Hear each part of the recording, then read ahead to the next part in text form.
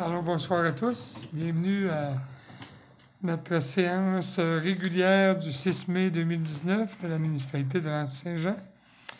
Alors, je demanderai au directeur général d'abord une proposition pour l'ouverture de la séance. Je propose. Monsieur Victor, appuyé de Monsieur Richard Perron.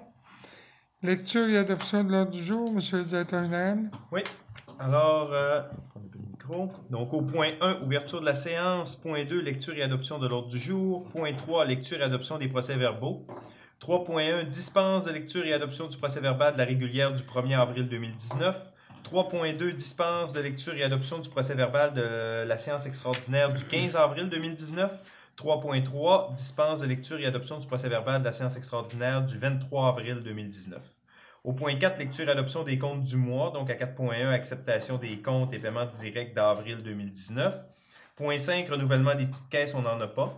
Au point 6, lecture de la correspondance. 6.1, municipalité de Ferland-Boileau, près du chapiteau. 6.2, résolution d'appui à Alliance Forêt Boréale pour la stratégie de protection du caribou forestier. 6.3, service de sauveteur. À 7, administration. 7.1, invitation à la journée de formation de l'Association québécoise d'urbanisme. 7.2, CQA, remplacement du panneau incendie à la station de pompage des Coteaux. 7.3, Fondation des maladies du cœur et de l'AVC. 7.4, signature pour la convention d'utilisation du skatepark. 7.5, École Fréchette, demande de commandite, tournoi de volleyball. 7.6, brunch bénéfice Rivière Petit-Saguenay. 7.7, demande des plateaux communautaires d'anéigement des chemins. 7.8, adoption du règlement 19-362, règlement d'emprunt au montant de 500 000 pour les travaux de réfection du centre communautaire La Petite École, ajout d'un monde personnes et déploiement d'une salle multifonctionnelle. 7.9, demande de réparation voiture. Point 8, travaux publics. 8.1, GHD, mandat géotechnique complémentaire. 8.2, comité Saint-Fiac, demande d'aide financière année 2019. Au point 9, urbanisme. 9.1, projet agro-touristique de M. Pierre-Luc Gagné. 9.2, demande de permis de construction, M. Marc-André Lépine, rue de la Canourgue, développement du Mont-Édouard. 9.3, nouveau membre du comité consultatif d'urbanisme. 9.4, organisation, demande d'affichage 162, route 170. Au point 10, sécurité publique. 10.1, politique portant sur les employés de la régie lors d'interventions et qui sont employés municipaux. 10.2, politique portant sur les bris des équipements de la régie occasionnés par une municipalité. 10.3, élaboration du projet de schéma de couverture de risque révisé. 10.4, avis de motion et dépôt du projet de règlement 19.361 abrogeant le règlement 18.341 concernant le règlement harmonisé de la prévention et sécurité incendie. Au point 11, loisirs, culture, tourisme et vie communautaire. 11.1, émergence, événement 2019, Festival des Fours à Pain.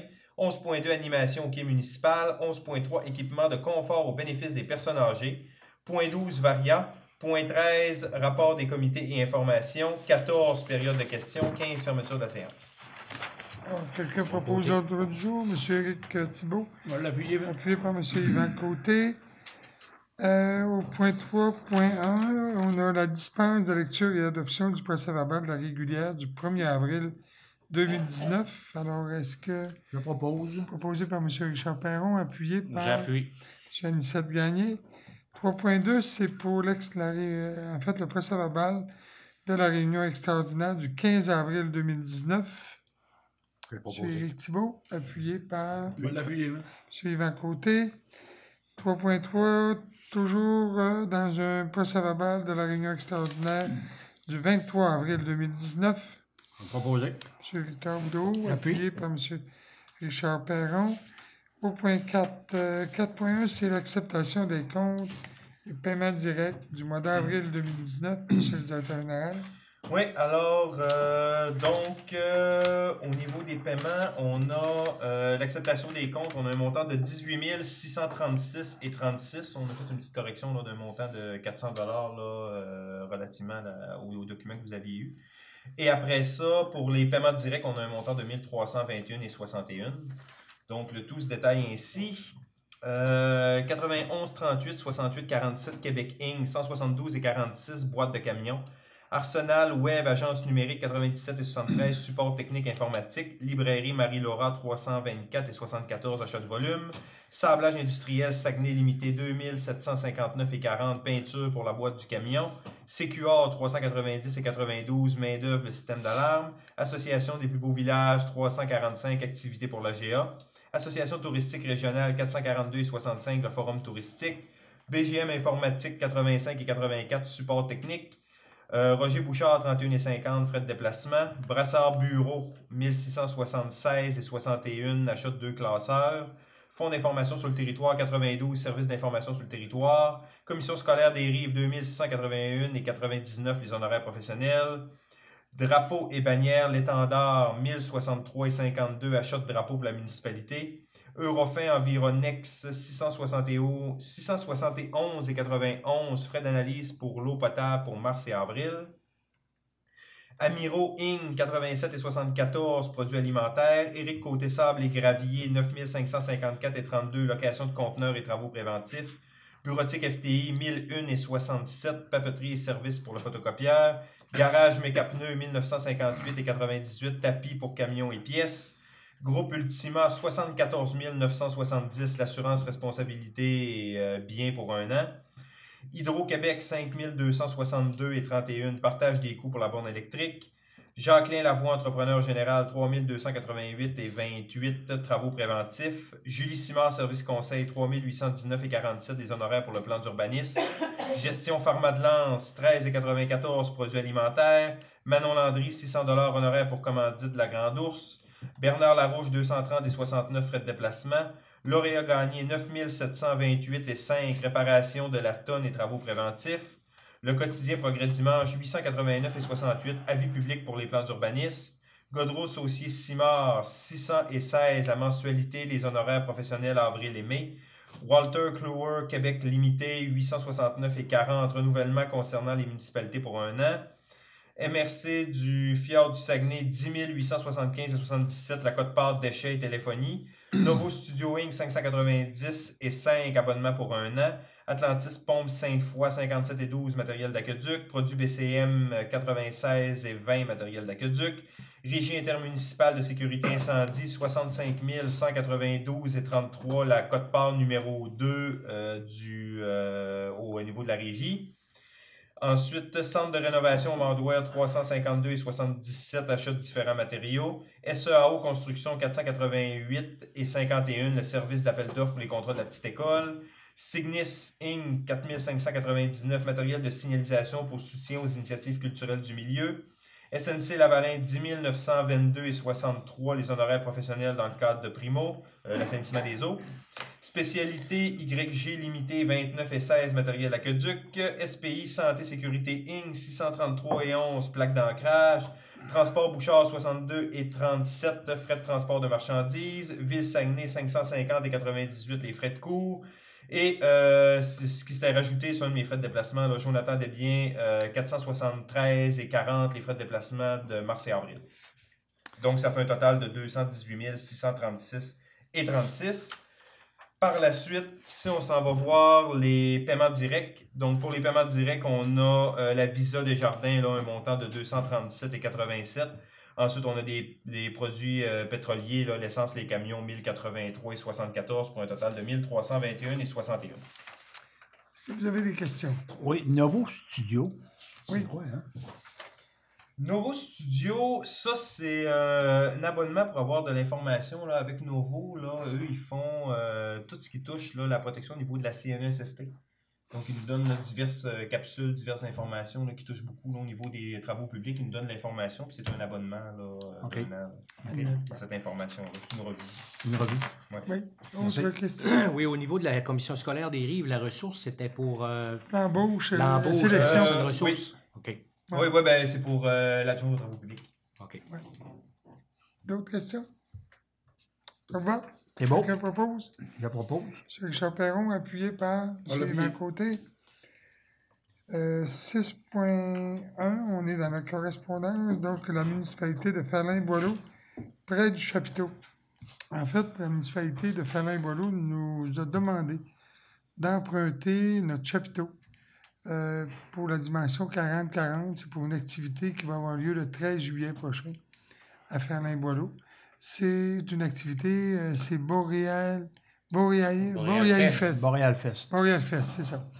Alors, évidemment, on accepte de le prêter dans les conditions suivantes, c'est-à-dire que c'est notre personnel qui va aller faire le montage du chapiteau, le démontage, et évidemment, ils vont nous payer tous les frais inhérents à ça, c'est-à-dire le transport et le temps de personnel pour pouvoir installer le chapiteau tel que demandé. Alors voilà, c'est dans les conditions qu'on le prêterait. Proposé par M. Gagné, appuyé par M. Victor Boudreau. 6.2, résolution d'appui à Alliance Forêt Boréale pour la stratégie de protection du caribou forestier. M. Jonathan. Oui, alors on a eu une proposition de résolution là, de la stratégie de protection du caribou forestier. Ils sont en train de faire des demandes là, auprès du gouvernement du Québec et ils nous ont donné là, un modèle de résolution à adopter. Vous voulez que j'en fasse la lecture? Non. Non? Ou est-ce que je vais juste faire les propositions? Simplement. Donc, dans le fond, il nous demande de supporter Alliance Forêt Boréale dans ses demandes au gouvernement du Québec qui consiste à procéder à un inventaire des populations de caribous forestiers dans la forêt aménagée du Saguenay-Lac-Saint-Jean et rendre disponibles ses résultats, permettre aux représentants des communautés forestières de la région de participer activement aux travaux et comités menant à l'élaboration de la stratégie de protection du caribou forestier, élaborer une stratégie de protection du caribou en concordance avec une stratégie nationale de production du bois qui n'aura aucune incidence négative sur les travailleurs forestiers et sur nos communautés forestières, et considérer l'ensemble de l'habitat du caribou forestier pour l'élaboration de la stratégie de protection, notamment au nord de la limite nordique des forêts attribuables. Juste pour mentionner que Alliance Forêt Boréale, c'est un organisme qui a été mis en place dans la région. Vous savez, le Lac-Saint-Jean, c'est une sous-région dont la forêt est un élément très important. Évidemment, il y a une préoccupation assez grande aussi en ce qui concerne la protection du caribou forestier, mais on s'inscrit quand même à l'intérieur d'un processus, justement, de protection du caribou forestier. Tout à fait d'accord. J'en fais la proposition. Ouais, proposé par M. Gagné, appuyé par M. Éric Thibault. Excusez-moi, 6.3. Service de sauveteur. Service de sauveteur. Oui, alors on a eu une proposition là, des services de sauveteurs avec lesquels on fait affaire là, pour la piscine municipale au Mont-Édouard. Donc, leur proposition là, est un sauveteur là, au taux horaire de 23,55 $. Ça, c'est pour le camping. Le camping, ils l'ont déjà passé l'a de réglé. côté. Nous, on s'occupe là, majoritairement là, de ça. celle-là au Mont-Édouard. On va le proposer. Proposé par M. Côté, L'appui. appuyé par M. Richard Perron. Au point 7, administration, 7.1. Invitation à la journée de formation de l'Association québécoise d'urbanisme, monsieur. Oui, alors, c'est ça, là, c'est la journée de formation de l'Association québécoise d'urbanisme. On vous proposait là, de mandater M. Jérôme Durocher, là, qui est le directeur des travaux publics, à y assister. On parle là, d'un montant avec taxe de 321,93 pour les 2 jours, vendredi et samedi, plus là, les frais de déplacement et le coucher. Ouais. Monsieur Éric Thibault, appuyé. Monsieur Victor Boudreau. 7.2, CQR, remplacement du panneau incendie à la station de pompage des Coteaux. Monsieur Desbiens. Oui. Alors, on a eu un problème là, à notre station de pompage. Dans le fond, on a un tableau là, pour la sécurité incendie. Donc, s'il y a un feu, ça communique directement avec la centrale là, pour les avertir qu'il y a un incendie puis envoie les pompiers. On a un problème avec le panneau. Il n'avait pas été changé là, depuis plusieurs années. Donc, on a une soumission là, de CQR. C'est eux qui s'occupent là, d'ailleurs là, de tous nos équipements de sécurité. D'un montant de 1226,75 $.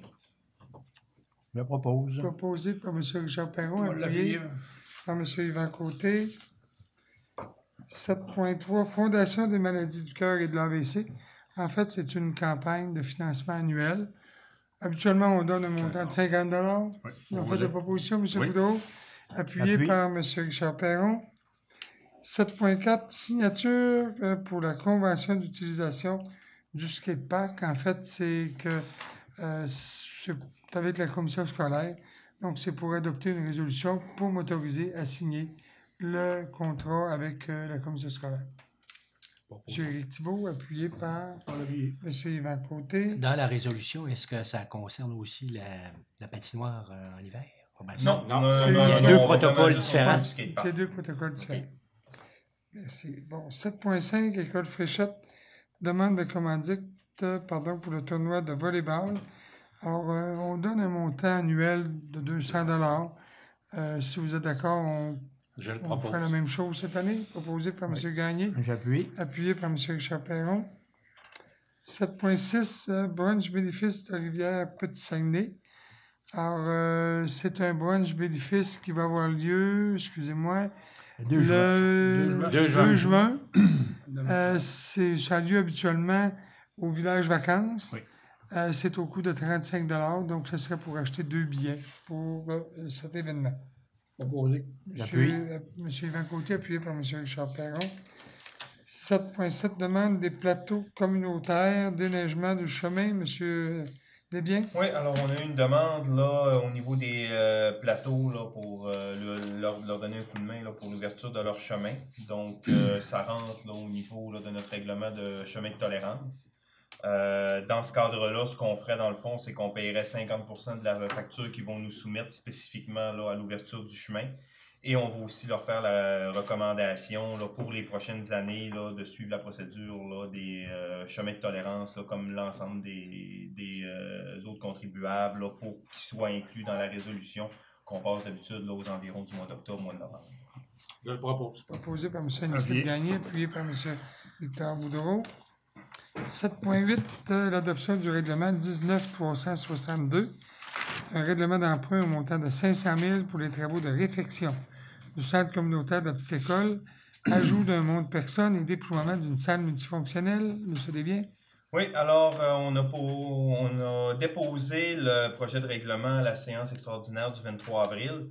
Donc ici, on dépose le règlement. La différence entre le projet de règlement et le règlement, c'est simplement le montant. On avait fait un projet de règlement à 525 000.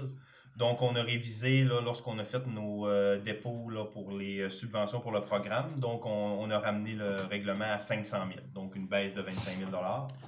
Et sinon, là, c'est les mêmes modalités là, qui avaient été déposées avec le projet. Puis le projet, c'est toujours évidemment pour obtenir un financement à 60 %. Oui, en fait, là, c'est pour l'ensemble des travaux de réfection, la salle multifonctionnelle et le monde personne. Et en même temps, avec la demande de subvention qu'on va avoir, qui serait à 60 % du montant, ça serait attribué directement là, au règlement d'emprunt, ce qui fait en sorte que les contribuables vont payer 40 % là, de la facture au lieu de 100 %. Ça va? Quelqu'un fait Je la proposition? propose. M. Richard Perron, appuyé par J'appuie. M. Anicet Gagné. 7.9, demande de réparation de voiture pour Mme Cathy Côté. En fait, on a eu une demande parce que c'est un bris qui aurait été causé dû à, appelons ça, un nid de poule important.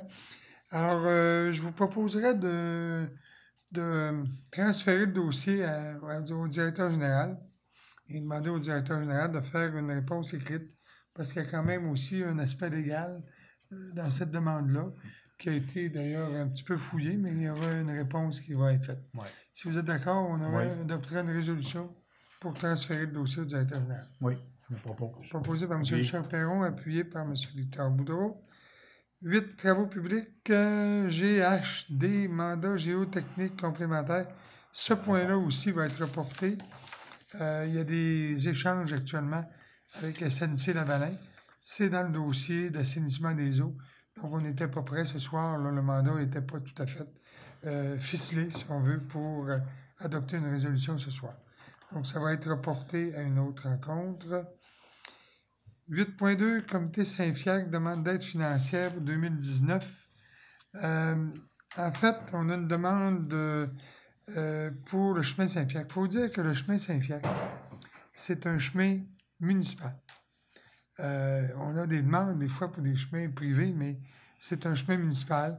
Nous, on ne donne pas d'argent au comité des citoyens ou l'association des propriétaires. On va demander aux propriétaires de nous fournir une liste des travaux qu'eux pensent qui devraient être faits. Ils nous ont déjà donné des informations à ce sujet-là, mais on va établir exactement les endroits puis les investissements qui seraient requis. Et évidemment, ça serait pour tout simplement dire que nous, on va une résolution plutôt que de donner un montant. On va demander c'est quoi les travaux à faire, puis après ça, ben, on donnera un mandat à un entrepreneur si nécessaire. On va envoyer notre inspecteur municipal Oui, vérifier. tout à fait.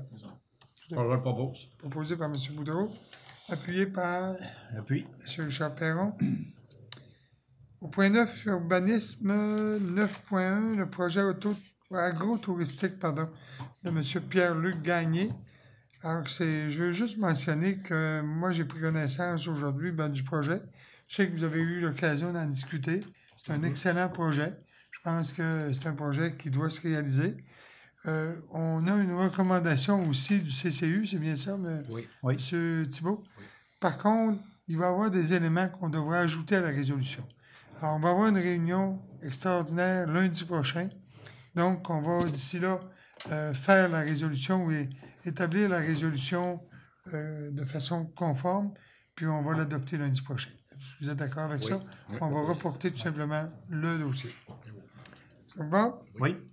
9.2, demande de permis de construction de M. Marc-André Lépine pour la rue de la Canourgue au développement du Mont-Édouard, M. le directeur général. Oui, alors, on a eu une demande de permis de construction et ça a passé au CCU et l'ensemble du plan est conforme. Donc, on a une recommandation du CCU là, qui est favorable à adopter le permis. Alors, quelqu'un a fait la proposition? Propose. M. Richard Perron, appuyé On par l'appuie, M. Yvan Côté. 9.3, nouveau membre du comité consultatif d'urbanisme, M. le directeur général. Oui, alors on avait une place qui était libre là, depuis le départ de Mme Nancy Lachance et on a eu une dépôt de candidature de Mme Céline Dufour. Donc, on avait une recommandation du CCU là, d'accepter la candidature de Mme Céline Dufour au sein du CCU. Excellent. M. Thibault, vous en faites la proposition, appuyé par Oui. M. Anicette Gagné. 9.4, organisation, demande d'affichage au 162, route 170. On sait qu'organisation, en principe, ils ont acquis la propriété à cette adresse-là. Ils veulent installer un lieu d'affaires. Alors, ils nous demandent pour l'installation d'un panneau d'affichage. Ce qu'ils nous ont proposé, ça nous plaît. Par contre, eux veulent utiliser de l'aluminium. L'alupanel. L'anumanel, ouais. L'alupanel. Anupanel, excusez-moi. Et on souhaiterait qu'ils utilisent plus le bois parce que pour aller en harmonie, si on veut, avec entre autres, le camping Ketchumin, il y a aussi Les brasseurs de Lens. brasseurs de Lens. Alors, c'est une recommandation parce que c'est pas parce que ce qu'ils nous demandent, c'est conforme à notre réglementation, mais on souhaiterait que ce soit l'utilisation du bois plutôt que ce matériau. Et si je fais une petite parenthèse, quand on regarde au niveau de la recommandation du CCU, on dit aussi comme condition que les plaques solaires soient installées dans les bouts vers l'arrière de l'affiche et que l'affiche soit installée au centre du terrain. C'est ça. Et oui, tout à fait. Puis une autre condition, il faut qu'on ait l'autorisation du ministère des Transports. Okay? C'est conditionnel à l'obtention d'une autorisation. Ça vous va? Oui. Quelqu'un a fait la proposition? M. Victor Boudreau, appuyé par M. Yvan Côté. Au point 10, 10.1, politique portant sur les employés de la régie lors d'interventions et qui sont employés municipaux, c'est de la régie de sécurité incendie. Oui. Donc, Donc, dans le fond, la régie incendie, là, c'est fait une politique là, pour gérer les situations où est-ce que parfois on a des employés municipaux qui sont actuellement en train de travailler et là, ils se retrouvent avec un corps de pompiers, donc ils doivent quitter leur travail. Donc, dans le fond, ça vient préciser que tant que l'employé n'a pas quitté son lieu de travail, il est sous la responsabilité de la municipalité. Et au moment où est-ce qu'il quitte pour aller sur une intervention, il est sous la responsabilité du directeur incendie. Donc, si je veux revoir l'employé, il faut que je passe par le directeur incendie. Ça permet aussi de clarifier certaines situations. Si, par exemple, on a une situation d'urgence à la municipalité, par exemple, au niveau de l'eau potable, on est en train de faire un avis d'ébullition, puis là, il y a un corps de pompiers, ben comme mon employé est déjà en situation d'urgence, je peux demander à ce qu'il ne réponde pas au corps de pompiers, parce que moi aussi, j'ai une question de santé et sécurité au niveau de mes citoyens. Dans le cas contraire, dans ce cas-là, il y va. Et par la suite, moi, si j'ai un problème, ben je ne peux pas demander à mon employé de revenir directement. Il faut que je passe par le directeur incendie. Donc, c'est un peu pour préciser ces éléments-là. Bon. Oui. Quelqu'un a fait la proposition? Proposé. M. Victor Boudreau, appuyé. J'appuie. M. Richard Perron. 10.2, politique portant sur les bris des équipements de la régie, toujours de la régie de sécurité incendie, occasionnés par une municipalité. Oui, alors, ça, encore une fois, là, c'est une autre politique là, qu'ils ont décidé d'adopter dans une situation où est-ce que, par exemple, à la caserne à Lens, j'ai des employés municipaux qui s'en vont à la caserne et là, ils font un bris d'équipement. Ben, c'est nous qui serons responsables, ça ne sera pas à la régie de payer relativement tout ça. Et la petite variante, c'est que si, par exemple, il y a une intervention et que durant l'intervention d'incendie, ils ont besoin des travaux publics et là, j'ai un employé qui occasionne un bris, là, ce ne sera pas moi qui sera responsable, ce sera la régie parce que ça va avoir été fait durant une intervention. Comment? Oui. Propose. Proposé par M. Nicette Gagné. Appuyé par M. Yvan Côté. 10.3, élaboration du projet de schéma de couverture de risque révisé. Monsieur le directeur général. Oui, alors, la régie incendie en collaboration là, avec la MRC du Fjord, du Saguenay, ont fait la révision du schéma de couverture incendie pour les risques, pour l'ensemble, non seulement du Bas-Saguenay, mais aussi du secteur nord. Si je vous fais un peu là, les grandes lignes, dans le fond, ce qu'on cherche, c'est que pour une intervention, il faut qu'il y ait au moins 8 pompiers avant de décoller une intervention. Et on établit certains délais pour chacune des municipalités. Au niveau de l'Anse-Saint-Jean, le délai moyen pour avoir 8 pompiers sur un site est de 30 minutes. Par la suite, au niveau du schéma de couverture, on parle aussi là, de la fréquence des visites, les distances au niveau des différents points d'eau et aussi les emplacements là, des différentes casernes là, pour être capable là, de venir évaluer là, c'est quoi les délais de temps là, qui sont possibles. Et une petite information là, que je trouvais intéressante à dire en public. On a relevé entre 2010 et 2017 les causes et circonstances des incendies pour chacune des municipalités. Et au niveau de l'Anse-Saint-Jean, des causes indéterminées, on en a 8. On a 17 que c'est des. On a 8%. C'est indéterminé, 17% des causes électriques, 17% des autres causes et 58% de la négligence ou des erreurs humaines. Donc, on se rend compte que la majorité des problèmes d'incendie viennent de la négligence des citoyens ou parfois une méconnaissance. Ce qui fait en sorte que la régie incendie avec la MRC là, ont décidé dans leur schéma de couverture d'accentuer là, la sensibilisation et la prévention auprès des citoyens parce que c'est là que le gros travail est à faire. Ça vous va? Oui. Quelqu'un propose? Propose. M. Richard Perron, appuyé par M. Éric Thibault. Au point 10.4, c'est un avis de motion et dépôt du projet de règlement 19.361, abrogeant le règlement 18.341 concernant le règlement harmonisé de la prévention en sécurité incendie. Monsieur le directeur général. Oui, alors, dans le fond, on abroge le règlement 18.341 et on en crée un nouveau, le 19.361 pour la prévention de sécurité incendie. Qu'est-ce qu'on vient faire là-dedans? C'est qu'auparavant, comment ça fonctionnait? C'est que les risques faits, donc les risques qui sont plus résidentiels, étaient gérés par la régie, ils pouvaient être gérés à 100%. Pour ce qui était de la MRC, elle, pouvait faire les visites de prévention pour les risques 2 et 3. Donc, on parle des commerces et les industries. Cependant, si on avait, par exemple, un propriétaire, un commerce ou une industrie qui était récalcitrante, elle ne pouvait pas continuer ses procédures. Il fallait qu'elle transmette le dossier à la municipalité. C'était nous qui avions le fardeau de faire respecter notre réglementation. Donc, ce qu'on a fait, c'est qu'on est venu faire un changement pour que, dorénavant, la MRC puisse aller jusqu'à l'application du règlement. Ce qui fait en sorte là, qu'elle pourra faire des contraventions, aller en cours avec le propriétaire en question pour l'amener à se conformer là, au règlement d'incendie. Donc, grosso modo, on fait juste recruter la MRC. C'est ça, c'est un avis de motion et un projet de règlement. Et à une rencontre subséquente, là, on adoptera le projet de règlement. Quelqu'un propose l'avis de motion? M. Victor Boudreau. Donc, c'est sur proposition simple, il n'y a pas d'appui. Au point 11, 11.1, émergence, événement 2019, festival Four à pain. Monsieur le directeur général. Oui, alors, vous savez là, qu'on a le festival des Fours à pain là, qui va être le 10 et le 11 mai 2019.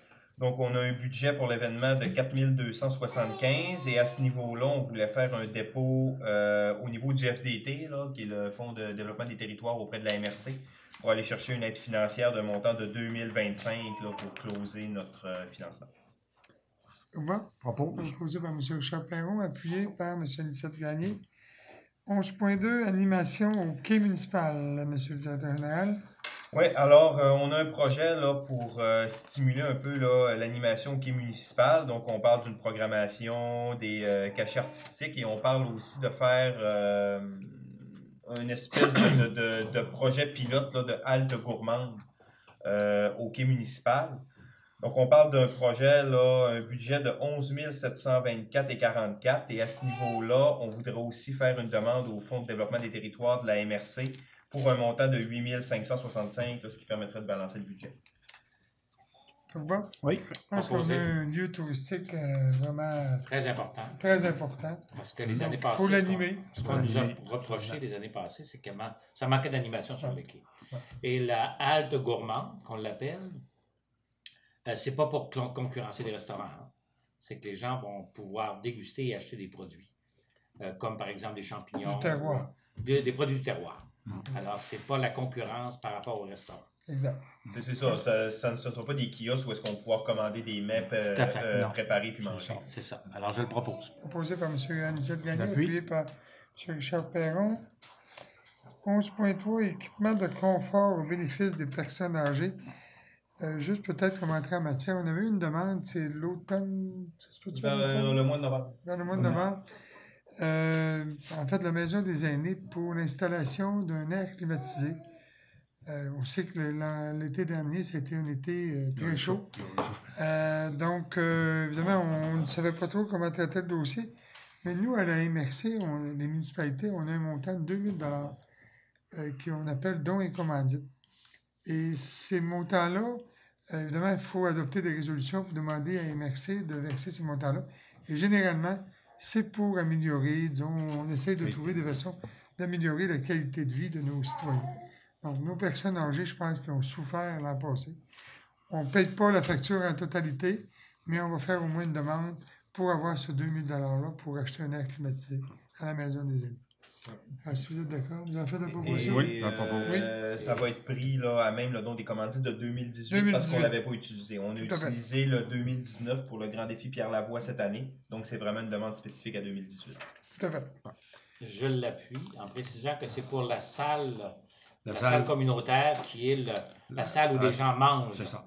Et là où se tiennent toutes les activités. Tout à fait. Alors, donc, c'est proposé et appuyé, ça vous va? Oui. On serait rendu au point Varia, il n'y a pas de point en particulier. Au point 13, rapport des comités et informations.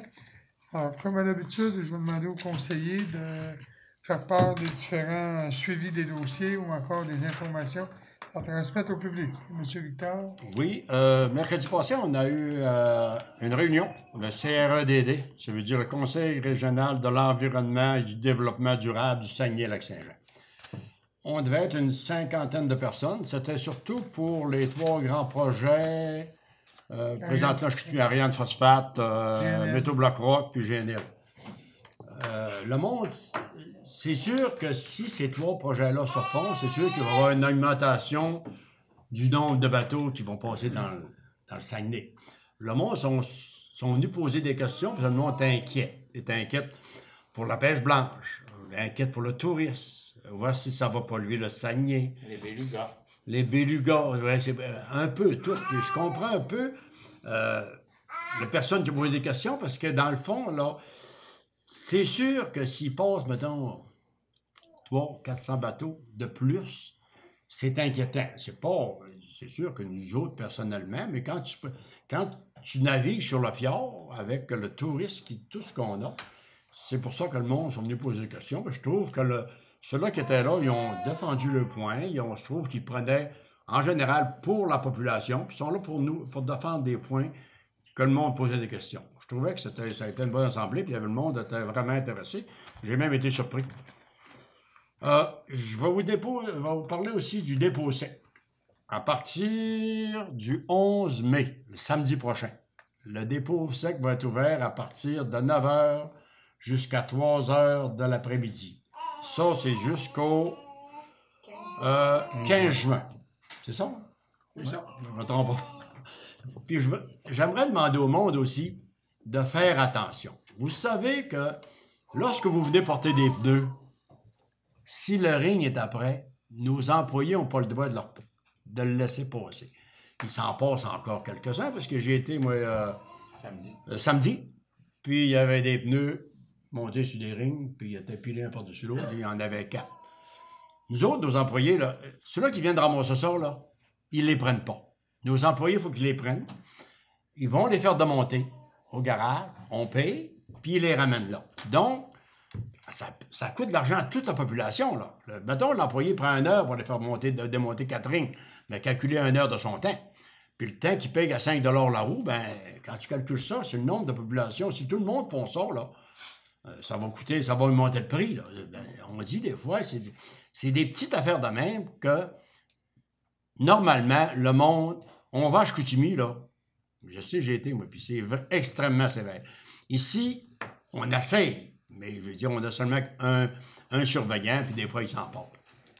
Aussi, lorsque vous avez du bois puis du métal, ça ne va pas ensemble. Le bois va avec le bois, puis vous avez du métal. Si vous avez un morceau de métal de cette grandeur-là, après un petit morceau de bois, il faut l'enlever. C'est facile à enlever, c'est du métal, vous le savez.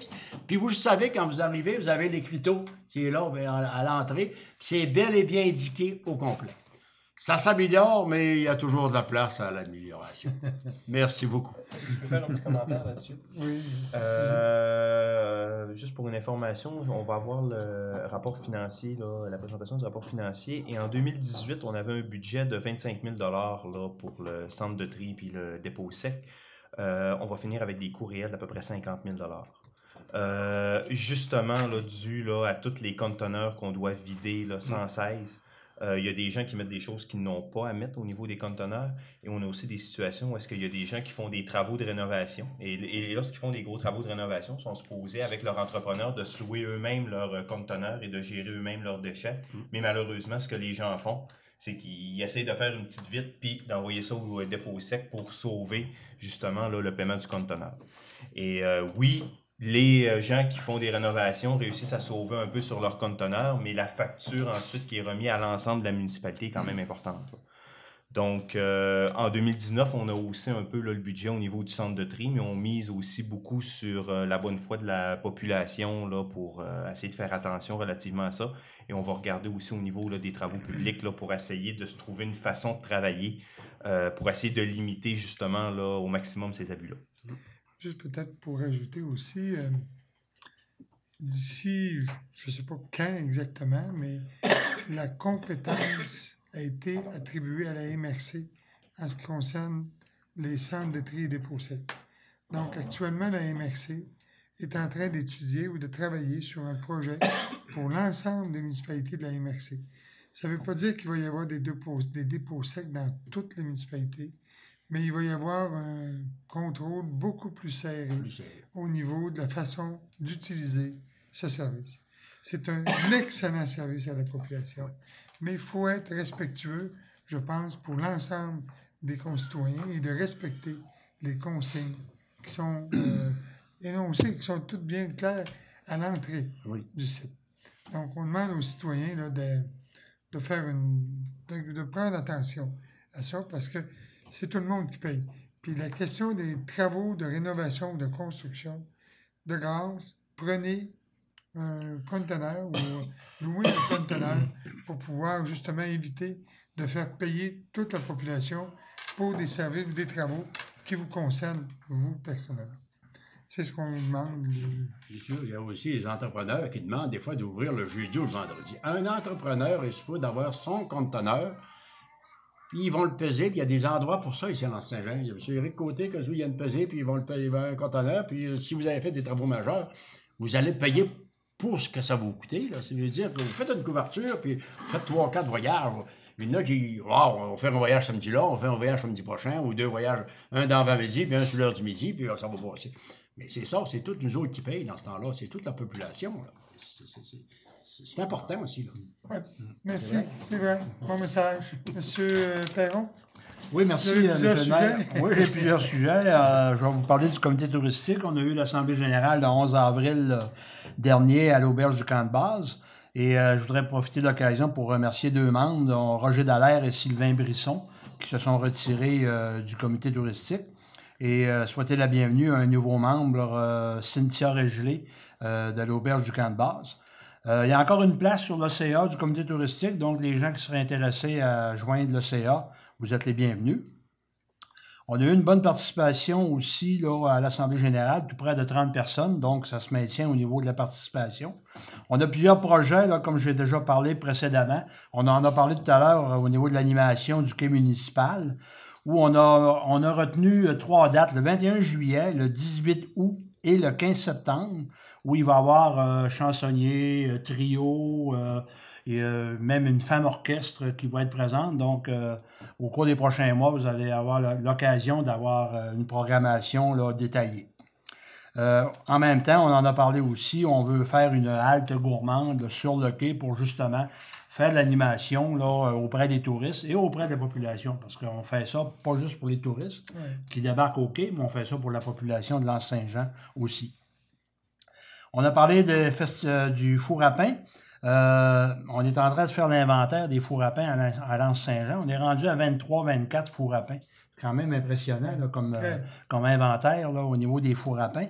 Et en fin de semaine, donc le 10 et le 11 mai, on a M. Fred Chapuis qui vient donner une formation là, sur l'utilisation d'un four à pain. Comment comment chauffer le four pour faire cuire un pain ou une pizza ou des fèves au lard. C'est pas la même cuisson, c'est pas les mêmes degrés.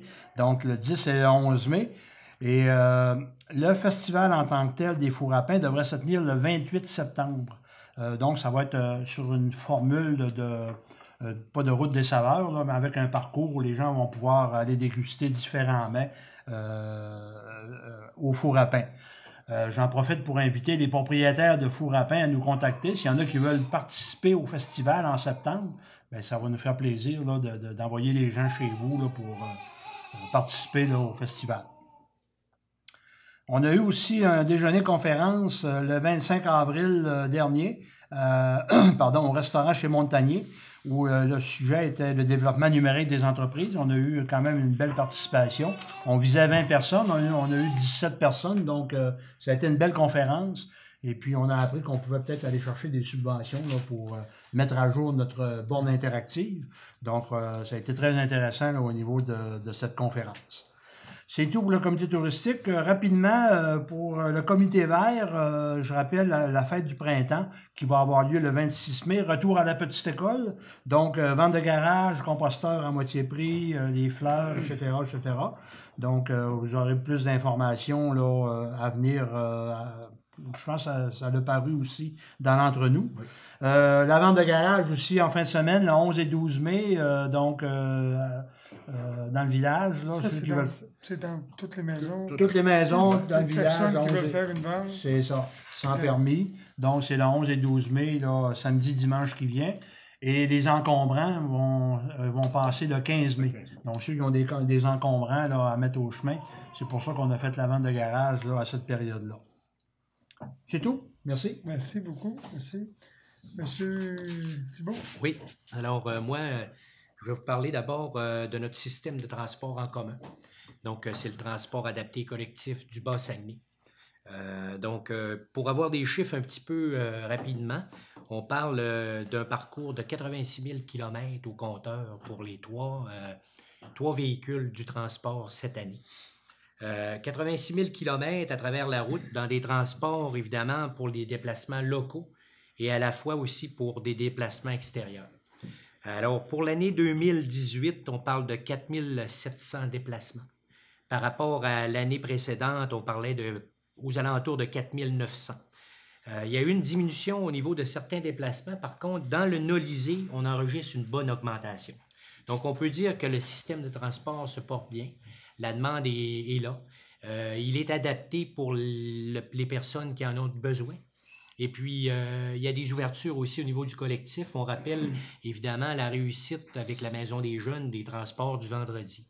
Donc, il ne faut pas l'oublier. L'horaire est là. On a quand même un site web dans lequel tout est énoncé, les horaires. Donc, vous pouvez appeler aussi pour réserver, pour prendre l'information. Donc, la direction est toujours disponible. Peut-être pour aller un petit peu plus dans les chiffres, alors tout à l'heure, on parlait quand même d'un grand nombre de kilométrages de fait. On parle quand même aussi de produits pour l'année d'un montant financier d'une gestion de 378 000 à gérer. Donc, c'est quand même assez important comme montant. Les municipalités collaborent pour une bonne part. C'est le tiers, 2 tiers. Les règles ont changé un peu. Par rapport aux charges qui se chiffrent aux alentours, je vais retrouver mes chiffres, là, les produits, 378 000. On a fini l'année avec un excédent de 30 000 $. Donc, on peut dire que c'est un système qui se porte bien, que la situation financière est bonne. Puis, ça peut paraître des gros chiffres, mais quand même, c'est du matériel roulant et périssable, puis nos routes sont tellement belles que les véhicules restent en état longtemps. Donc, il faut les renouveler souvent. Ça serait pour le transport Juste adapté. peut-être dire un mot pour le transport. Moi, je considère que c'est un service exceptionnel que la population de l'Anse-Saint-Jean et du Bas-Saguenay bénéficie avec le transport adapté. Je peux vous dire que ce n'est pas toutes les municipalités qui ont ce service-là dans leur municipalité. Et nous, on est choyés. Ça fait quand même plusieurs années que ça existe. Puis c'est un très bon service. Moi, je dis aux citoyens, utilisez le service quand vous en avez besoin, bien sûr, parce que c'est tout un avantage qu'on a comme municipalité pour notre population. Je l'ai utilisé aujourd'hui. Oui, c'est pour tout le monde. Merci, C'est disponible. Oui, alors, et tout ce bilan-là avait lieu, évidemment. Donc, l'AGA s'est tenu au restaurant L'Essentiel en après-midi. La raison pour laquelle j'ai eu un questionnement, pour laquelle l'AGA ne se tient pas en soirée, c'est que dans l'usager, au niveau de l'adapté, pour permettre aux gens adaptés de venir, puis ils sont en grand nombre, puis ils sont heureux de participer à cette activité-là, donc on est obligé de le faire en après-midi. C'est la raison pour laquelle ça a lieu à ce moment-là, pour permettre aux personnes adaptées de pouvoir participer à cette activité-là. Et c'était le 26 avril au restaurant L'Essentiel. Si vous me permettez, je vais continuer aussi avec, évidemment, un autre comité important, donc avec le beau temps qui arrive, la rivière est en crue. Elle nous a ménagé quand même cette année. C'est l'idée de voir venir les débuts d'activité au niveau de la pêche au saumon. On est en pleine planification pour l'année qui s'en vient. Donc, nous avons eu l'AGA le 19 avril, un vendredi soir. Et puis, les bilans sont quand même bons, malgré le fait que c'est une ressource à protéger. Vous savez, le comité de la ZEC d'exploitation de la rivière Saumon de l'Anse-Saint-Jean, on a à gérer puis à s'occuper de la rivière, puis c'est la rivière de tout le monde, parce que notre village, évidemment, se situe de part et d'autre tout le long de la rivière. Donc, c'est une rivière habitée. C'est très rare. C'est parmi les rivières les plus accessibles au Québec. Et les résultats le montrent bien. L'an passé, donc, on parle d'une augmentation de 20 %, malgré le fait que l'été dernier, c'était pas favorable pour la pêche. Donc, on a enregistré 450 jours de pêche par rapport à 338 l'année d'avant. C'est quand même bon. On parle de revenus, évidemment, au niveau des revenus des produits, dont les permis de pêche, mais aussi les visites et tous les produits qui viennent, en plus, évidemment, des subventions, parce qu'on a quand même eu des projets qui sont passés pour 2018 à 171 000 par rapport à 132 000 l'année d'avant. Donc, je pense qu'on essaie de faire du mieux. Le comité est très actif. Il y a eu, entre autres, le renouvellement, la rénovation de plusieurs infrastructures, dont le chalet historique des Gardiens à la Chute. Si vous avez la chance d'aller le visiter, il a été rénové complètement l'an dernier.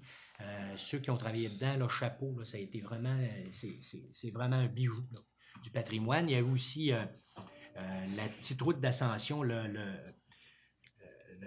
trottoir qui a été refait. Ah oui? Donc, on essaie d'améliorer, mais quand même, les revenus sont quand même modestes. On est quand même un organisme qui essaie d'avoir des finances en bonne santé. Donc, on parle de surplus pour l'année financière qu'on vient de terminer de 6 000 $ par rapport à 1 700 l'an dernier. Donc, on gère du mieux qu'on le peut.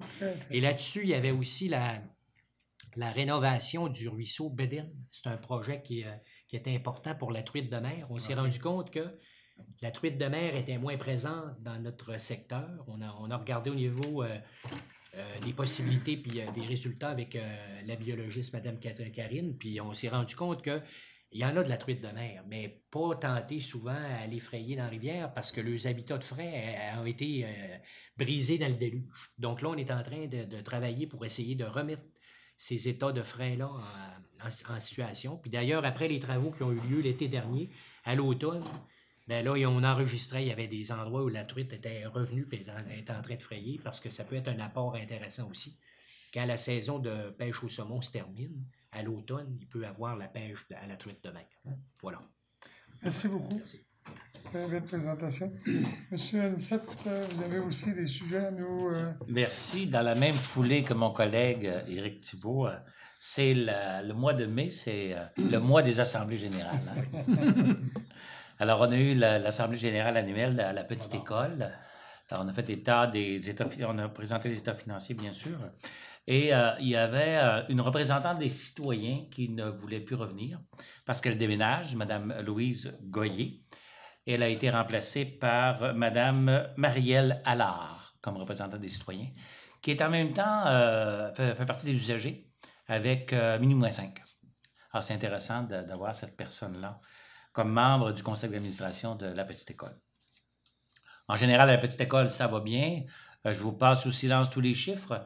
Mais on a terminé exceptionnellement cette année avec un déficit de 2000 $ ou à peu près. Toutefois, nous avions déjà un surplus, alors on pige même un surplus accumulé. Alors, voilà ce que je voulais mentionner concernant la gérante de la petite école. On commencera des travaux bientôt, on en a parlé tout à l'heure, on a adopté une résolution. Alors, les travaux commenceront probablement en mi-juin peut-être. On attend un peu là, la réponse de la subvention. La subvention, c'est ça. Relativement à tout ça. Après ça, on va octroyer le contrat. Puis, en tout cas, on a bon espoir qu'au mois de septembre, les travaux seraient capables de terminer. C'est ça. L'autre élément, si vous permettez, M. le maire, le grand défi Pierre Lavoie à mettre à votre agenda, le 13 juin. Heureusement, la population, les citoyens sont très généreux. Hein. On a atteint notre minimum, notre maximum de bénévoles. Merci. Merci à toute la population. Tout ce qu'on vous demande maintenant, c'est d'être là, le 13 juin, pour accueillir une deuxième fois les 1000 cyclistes en face du camping.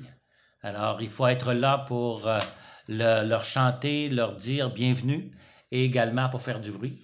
Parce que l'animateur demande toujours, pour ceux qui étaient là l'an passé et celles qui étaient là, il faut faire du bruit, il faut les accueillir de façon bruyante. Alors, l'appel est lancé à toute la population le 13 juin. À partir de 15 heures qu'on attend la population en bas au camping municipal. Et il y aura également un service de navette. Merci. Merci beaucoup, M. Gagné. M. Yvan? Nous autres aussi, la ZEC, truite, on a eu la GA encore en mois de mai, on a eu le 25, on a eu notre réunion. On a eu deux nouveaux directeurs, M. Nicolas Roy, après ça, M. Bernard Larouche. Après ça, la ZEC, bien sûr, nous autres, le gouvernement, ils ont débloqué l'année passée, je pense, c'est 28 millions pour mettre la réfection des chemins. Nous autres, la ZEC, ici, on va avoir 195 000 $ sur 5 ans à mettre dans les chemins. Fait que cette année, on va investir 45 000 $ dans nos chemins sur la ZEC. Très bonne nouvelle. Oui, c'est sûr que la ZEC en avait besoin parce qu'il était en état assez lamentable. Après ça, on est en train de travailler, on a un terrain de camping, nous autres, on appelle ça un camping sauvage un peu, mais on est en train de le mettre, on essaye d'avoir une subvention pour point de vue sanitaire. Ça veut dire, parce que là, de plus en plus, on a moins de monde qui viennent, parce que, tu sais, les campeurs, aujourd'hui, là, petite bécosse, là, ça fait plus à job. On est en train de travailler le dossier. Après ça, c'est sa conformité camping, 45 000 $. Après ça, ben, on va attendre le chemin de gel. Et là, c'est encore beaucoup de neige chez Azek. Donc, on a encore un petit bout avant d'aller pêcher. Bon, merci beaucoup. Merci infiniment.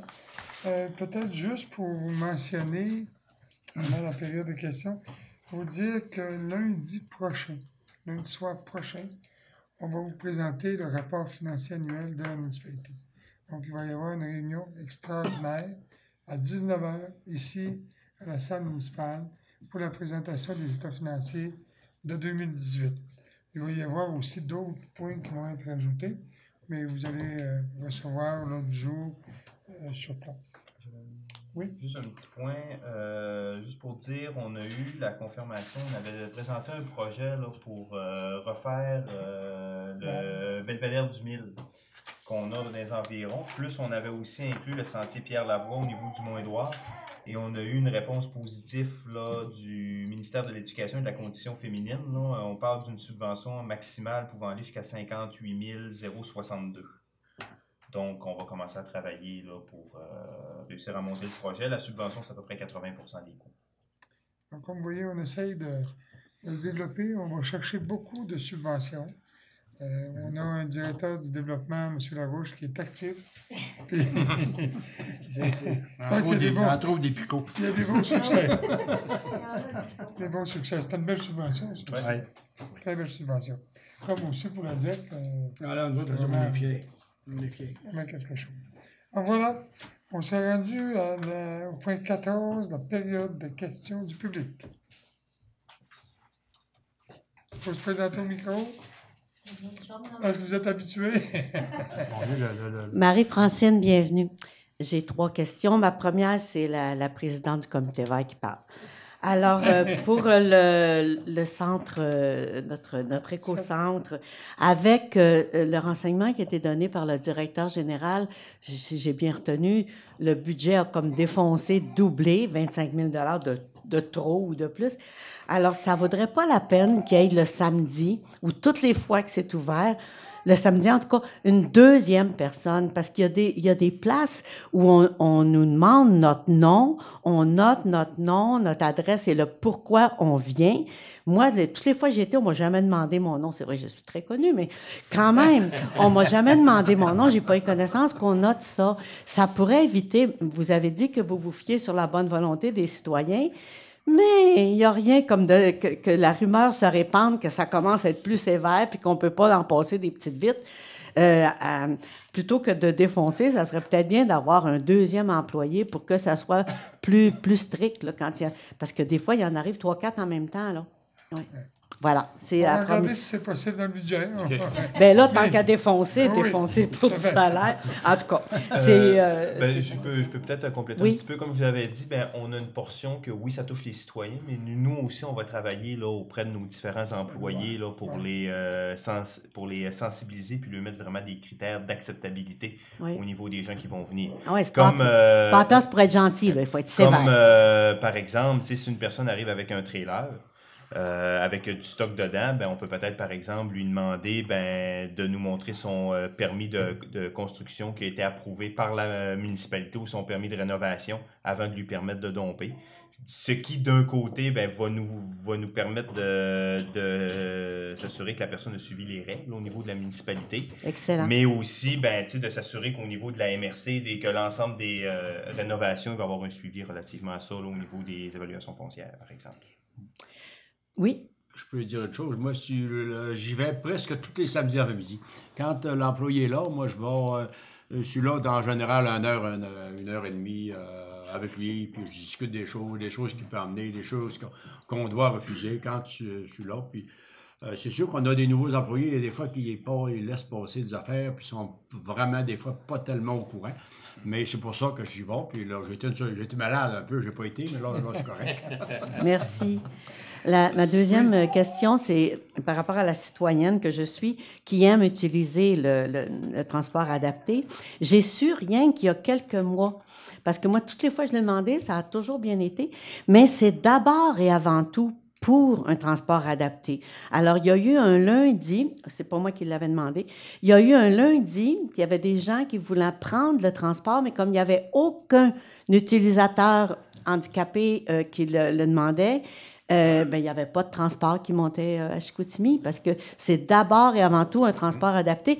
Je trouve qu'il devrait avoir une souplesse. Déjà, il y a un service pour la maison des jeunes qui est pas relatif à avoir quelqu'un d'handicapé dedans. Et puis, ça serait bien qu'on ait un vrai transport collectif, que ça puisse être fiable, que tous les lundis, tous les mardis, tous les jeudis, tous les vendredis, on peut prendre le transport.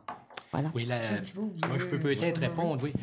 Effectivement, il est arrivé un événement tel que celui que vous venez de décrire. Par contre, nous, là, il y a des règles à suivre. On ne peut pas déroger de ces règles-là, puis Victor peut en parler. Si jamais là, on arrive puis on se fait vérifier à ce moment-là, puis qu'il n'y a pas de personnes adaptées dans le véhicule, puis qu'il y a seulement que des personnes qui sont du collectif, on serait vraiment mal pris. Là. Fait que c'est la raison pour laquelle. Puis pour le transport de la maison des jeunes, c'est du nolisé. Ça veut dire que c'est des transports. Des groupes de personnes, c'est du nolisé. Ils ont réservé cette plage-là. Planifié pour faire un voyage, comme pour un voyage, et facturé. On pourrait pas être crapaud un peu, puis si un bon lundi, il n'y a pas personne qui est d'handicapé qui veut le prendre, qu'on nolise pour les 4 personnes, disons, citoyennes qui l'ont demandé ou quelque chose de même? En tout cas, c'est une suggestion. Ça va coûter un peu plus cher que le transport normal. Ça pourrait se faire, mais ça coûte un peu plus cher. OK. C'est sûr qu'on a des règles. Des règles, ouais. Oui, votre troisième question? C'était pour cette horreur. Alors, on a reçu à l'intérieur de l'entre-nous un petit dépliant en chinois. Mais je trouve que je suis pas pire d'habitude pour lire des affaires, là. J'ai reconnu le mot référendum, mais à part de ça, j'ai pas connu grand-chose. Il y avait un grand trou ici qui aurait eu de l'espace pour nous expliquer ça. Moi, mon opinion, c'est que je considère que vous nous devez une explication postale, d'envoyer il y a nulle part dans l'entre-nous que ça explique. Tu sais, c'est bien beau de nous dire les numéros là, de règlements qui vont être touchés par ça, mais on comprend rien. Est-ce que vous voulez que je complète? D'accord. Ça fait partie là, de l'ensemble de la refonte des règlements d'urbanisme. Donc, c'est un procédé pour les gens là, qui sont des habitués au niveau du conseil municipal. On donne énormément d'explications relativement à ça. Et on a eu une assemblée de consultation, là, je crois que c'était le 28 mars, là, relativement à tout ça. Les 2 avis qu'on a actuellement, et j'en ai fait mention aussi là, dans les rencontres précédentes, on a un premier avis qui touche la Commission municipale du Québec. Actuellement, on a notre règlement de zonage et de lotissement. Donc, les règlements ont été adoptés et les citoyens ont la possibilité de demander à la Commission municipale du Québec s'ils veulent s'assurer que la Commission fasse l'appariement entre le plan d'urbanisme et le règlement de zonage ou le plan d'urbanisme et le règlement de lotissement pour s'assurer que c'est conforme. La MRC le fait déjà, mais les citoyens ont l'occasion de demander à la CMQ de le faire eux aussi de leur côté, là, s'ils jugent qu'il y aurait des éléments qui ne seraient pas conformes. Tu vois, là, l'explication que tu viens de donner, c'est ce que j'appelle du chinois. Quelqu'un qui n'est pas habitué là-dedans, on ne comprend pas là, ce que tu viens de dire. Est-ce que ça me touche, moi, mon terrain, ma rue, mais en quoi ça me touche, en quoi ça va changer ma vie? Je comprends pas. Ben, écoutez, là, c'est sûr que ça devient difficile pour moi de faire du cas par cas pour l'ensemble des citoyens, Non, parce que... Oui, vas-y, mais regarde, je pense qu'il faut peut-être, il aurait peut-être fallu, ou je sais pas, je ne l'ai pas lu, là, mais indiquer à quoi ça servait, c'était quoi l'objectif du document, parce que c'est légal, ça, hein? Oui, ben c'est légal. Il faut publier ces informations. On a bien senti que c'était une affaire obligatoire, mais on ne comprenait pas. Moi, je pense pas être la seule citoyenne qui a trouvé que c'était du chinois. Mais je pense que... Moi, j'ai vu apparaître ça dans l'entre-nous avec grande surprise. Parce que je relis tous les entre-nous avant qu'ils paraissent, bien sûr, pour voir s'il n'y a pas des fautes qui demeurent. Et quand j'ai vu apparaître ce document-là, il n'y avait aucune explication. Et je ne l'avais pas vu auparavant. Si je l'avais vu auparavant, j'aurais demandé des explications. Dorénavant, je pense que Madame Bienvenue a raison. Il faut donner un peu d'explication. Comme vient de le faire Monsieur le directeur général, dans quel contexte se situent ces éléments-là? Je pense qu'on n'a pas à blâmer quelque personne. Non. Ça a été fait, mais on prend votre message. C'est ça. On prend votre message, Madame Bienvenue. Oui, d'autres personnes. Vous vous nommez. Oui, Gabrielle Desrosiers. En fait, ma question concerne une résolution qui a été adoptée lors d'un conseil municipal précédent. Plus spécifiquement, la résolution qui appuie sous certaines conditions environnementales l'élaboration des grands projets GNL, Métaux BlackRock et Ariane Phosphate. Notamment, ma question fait suite aussi à la présentation auquel on a eu droit par M. Tony Tremblay, qui amenait certains éléments concernant ces projets-là. En fait, j'ai de la misère à saisir les raisons pour lesquelles la municipalité de L'Anse-Saint-Jean appuie ces projets-là, alors que, on le sait, le beluga est un animal en voie de disparition dans notre région. Aujourd'hui, il vient de paraître, même par les experts de l'ONU, je pense par l'IPBES, un rapport qui démontre qu'il y a 1 million des 8 millions d'espèces animales et végétales de la planète qui vont être menacées d'extinction au cours des années qui vont venir. Aussi, ce projet-là comprend l'arrivée d'un port méthanier au sein de, engagé dans des terres, alors que ce serait une première, je pense, une des premières dans la planète. Là. Les ports méthaniers présentent certains risques, c'est pour ça qu'en général, sont pas au sein des terres. Ces projets-là amènent une hausse considérable de gros bateaux qui vont passer sur le Saguenay. Donc, compte tenu de tous ces impacts-là qui vont avoir, c'est sûr, une répercussion, oui, environnementale, mais sur la santé de la population du Saguenay. Puis là, c'est sûr que les rapports ne le relèvent pas, mais sur le tourisme, c'est sûr que ça va avoir un impact aussi. Je me demandais, c'était quoi les avantages qu'il a vu la municipalité pour que notre municipalité de Lanse-Saint-Jean se positionne en faveur de ces projets-là. Puis aussi, sur quoi on se base pour adopter cette position-là, puisque personnellement, comme citoyenne de Lanse-Saint-Jean, je me sens pas représentée dans cette position-là. Fait que je me demandais sur quoi se sont appuyés les élus pour adopter cette position-là puis considérer qu'elle représentait la population, dans le fond, du village. Écoutez, moi, je vais vous dire, quand vous dites que vous ne vous sentez pas représenté, on est élu pour vous représenter et on peut prendre des décisions que normalement on juge bon pour la population. C'est ce qu'on pense. Au niveau des grands projets, oui, on est d'accord pour le développement économique de la région. Je pense que tout le monde ne peut pas être contre ces développements. Ce qu'on a dit dans la résolution, on est très préoccupé par l'environnement et on demande aux instances gouvernementales de mettre en place des mesures pour assurer la sécurité des citoyens, évidemment aussi de toutes les espèces qui peuvent être menacées, puis en même temps aussi de voir comment on peut réaliser ces projets-là avec une certaine vision de développement durable. C'est ça qui était notre position. Ça n'enlève pas notre préoccupation.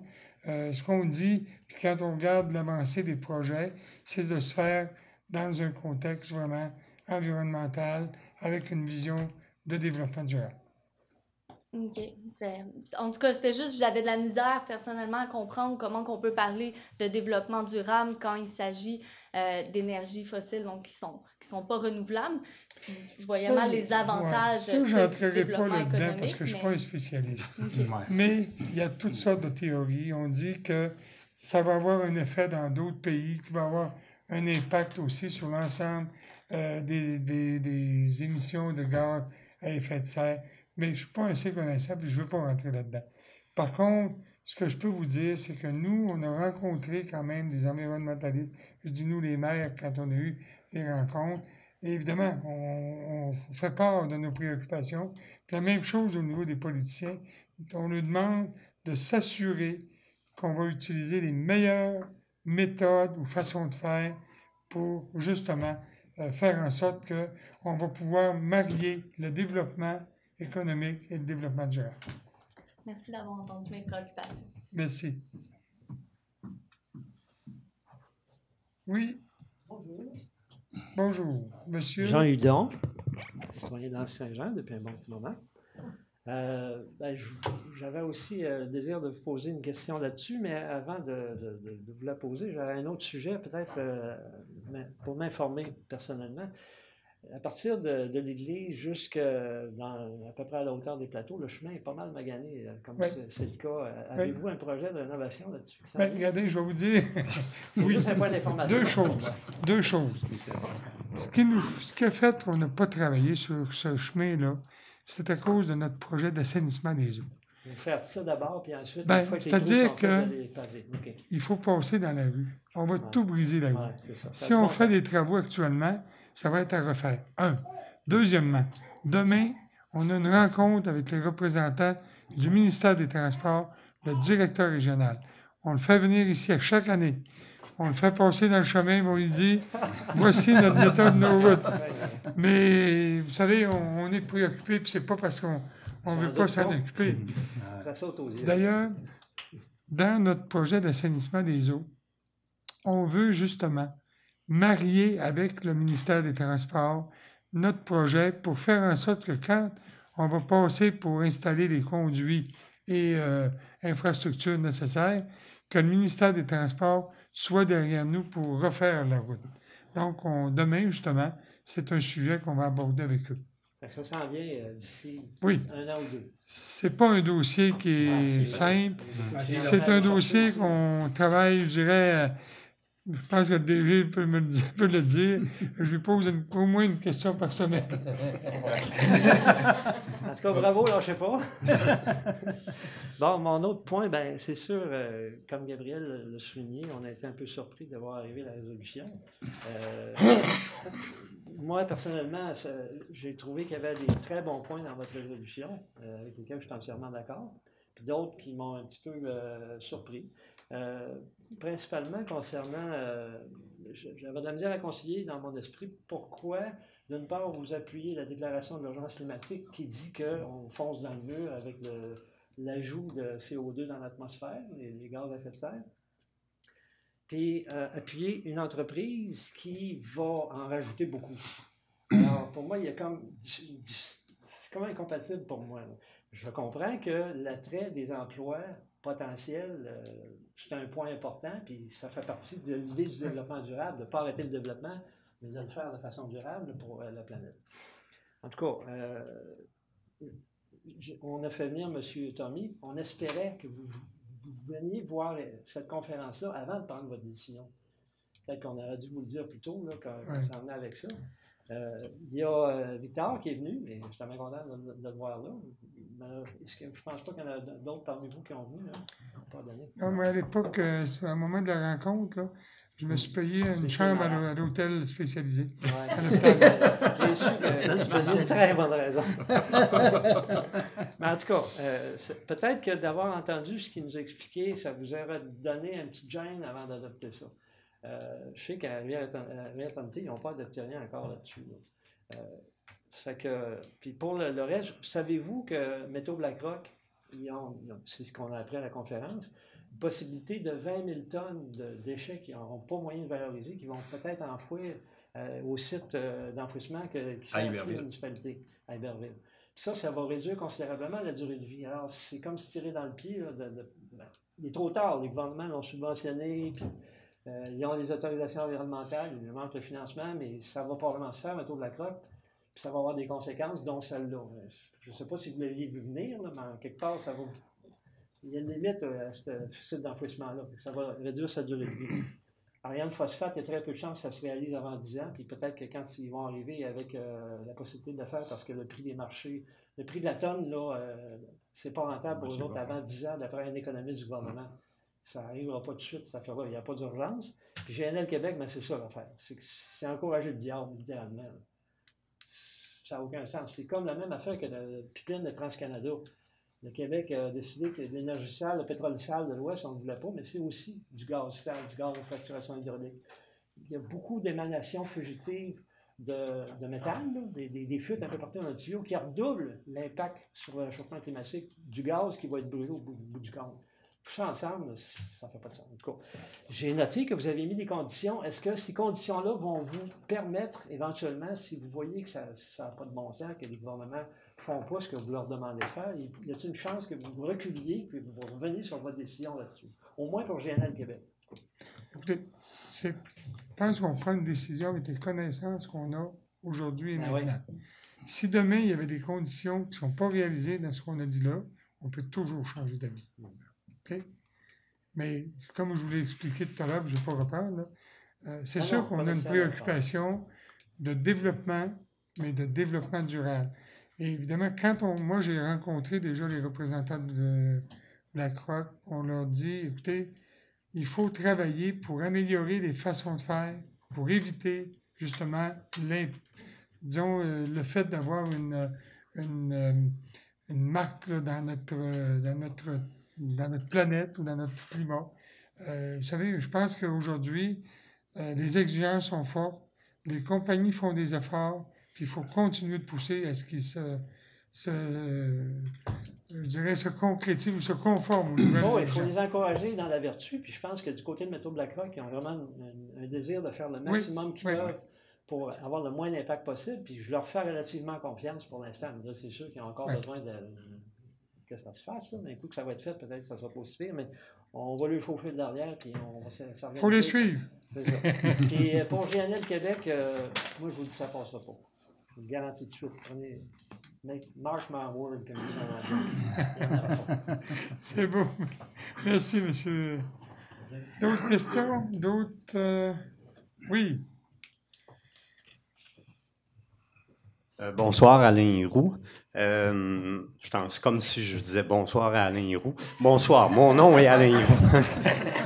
J'étais présent aussi à cette rencontre-là et moi, j'ai été étonné, en tout cas surpris, puis inquiété par rapport au projet GNL, le gaz, les méthaniers qui circuleraient sur le Saguenay. Puis vraiment, cet élément-là, je pense que ce serait important qu'il soit pris en considération, en tout cas, qu'il y ait un suivi qui soit fait par le conseil municipal, comme M. Hudon vient de le mentionner, par rapport à l'engagement que vous avez pris, mais de dire, écoutez, avec l'étude et tout ça, avec une de recherche plus approfondie, parce que moi, ce que j'ai compris, c'est que partout dans le monde, à peu près, les gens n'en veulent pas de port méthanier parce qu'il y a des dangers importants, il y a un trafic maritime considérable et nous, notre industrie maintenant est basée sur le tourisme, est basée sur la beauté du fjord et moi, je trouve ça tout à fait incompatible avec les visées de notre municipalité. En tout cas, j'ai assisté à cette conférence-là, puis oui, je crois au développement économique, de son importance, mais vraiment, ça m'a inquiété. Puis, pour formuler ça sous une forme de question, allez-vous reconsidérer votre point de vue suite au développement de ce projet-là GNL quand on aura plus d'informations? Comme je me répétais ce que j'ai dit tout à l'heure, on a adopté la résolution en fonction des informations qu'on avait à ce moment-là. Si ça évolue, puis s'il y a d'autres informations, moi je dis, il n'y a pas un conseil municipal qui ne fera pas une réflexion approfondie, parce que c'est une préoccupation que nous avons, qu'on va continuer de questionner pour s'assurer, en tout cas, que la sécurité est préservée partout, puis de la beauté aussi de notre fjord est préservée. En tout cas, je pense que puis je fais confiance là-dessus, mais je crois qu'il faut être alerte et il faut vraiment là, demeurer bien informé par rapport à ce projet-là. En tout cas, moi, quand j'ai eu ces informations-là, ça m'a préoccupé. Ouais. Merci. Voilà. Plaisir. Je demande l'autorisation parce que j'ai déjà parlé. Oui, allez-y, vous pouvez y aller. C'est une invitation le 24 mai. C'est la fête du fjord au Café du Quai, le nouveau Café du Quai, tout agrandi. Et ça va être formidable. Marie-Francine participe. Et puis, il va y avoir un PowerPoint, il va y avoir de la musique, il va y avoir exposition des œuvres d'enfants. Qu'est-ce que j'oublie? On fait un feu de camp sur la plage. Puis il va y avoir un micro ouvert avec des témoignages de gens qui ont vécu des belles affaires là, sur le fjord. Alors, retenez ça, vendredi, le 24 mai, au Café du Quai. C'est pas un 5 à 7, c'est un 5 à 8, peut-être même 9. Ça paraît dans l'entre-nous d'ailleurs. Oui. Ben, merci beaucoup, c'est noté. On vous remercie beaucoup. Bonsoir, Gabriel Lévesque. Peux-tu monter le micro pour qu'on t'entende bien? Très grand, hein? Allez-vous reprendre en considération, non c'est pas vrai, je veux rien savoir quand est-ce que le skatepark va être installé? Bonne question. Juste penser à une date de même, parce que moi j'aime ça jouer dehors. Oui, hey, très bonne question, mais le skatepark, je sais pas. On a parlé, on a eu un téléphone aujourd'hui, puis c'est sûr que là on a transféré le message à Jérôme, là, parce que c'est lui, il faut qu'il vérifie avec les journaliers là, quand la disponibilité. Puis... OK. Ça va être pour bientôt? Oui, okay. C'est prendre note. Puis... Parfait. Est-ce qu'il y a des questions sur le web? Oui, j'ai un commentaire. J'y vais avec le commentaire. Émilie Sainte-Croix, vous êtes un exemple de transparence pour les petites municipalités du Québec. Très belle synergie entre le DG et le maire. Bravo.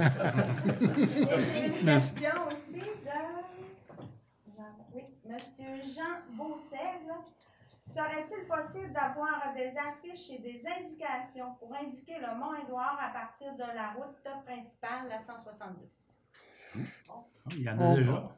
Il y a déjà des affiches, probablement qui sont pas assez visibles. Il y Ouais. a déjà des affiches après les lampadaires, là, des genres de fanions. Là. La neige Mais, aussi, la neige.